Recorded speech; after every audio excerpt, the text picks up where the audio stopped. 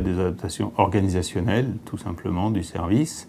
Ça peut être des adaptations de poste, du matériel spécifique ou des adaptations plus lourdes. Hein. C'est aussi possible pour permettre à la personne handicapée de pouvoir finalement faire face à ses déficiences. Les trajets domicile-travail sont aussi parfois nécessairement adaptés.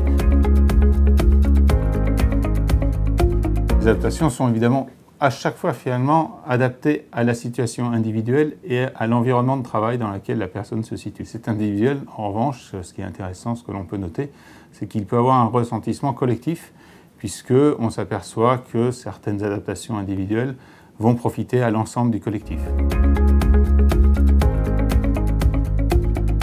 Vous avez les SAMET qui sont là pour appuyer les entreprises et les personnes qui sont travailleurs handicapés et qui ont besoin finalement d'adaptations particulières de leur situation de travail suite à une dégradation ou parce qu'elles ne l'ont pas encore et qu'il y a un risque d'inaptitude. Vous avez les services Alter qui, eux, c'est du conseil là, vraiment aux entreprises sur la manière de conduire une politique handicap globalement.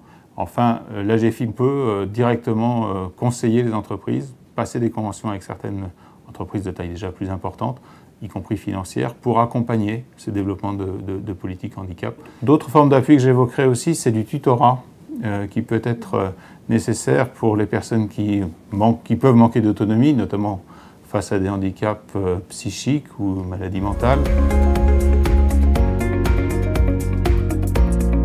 Il faut savoir qu'il y a quand même déjà 930 000 personnes handicapées en emploi aujourd'hui.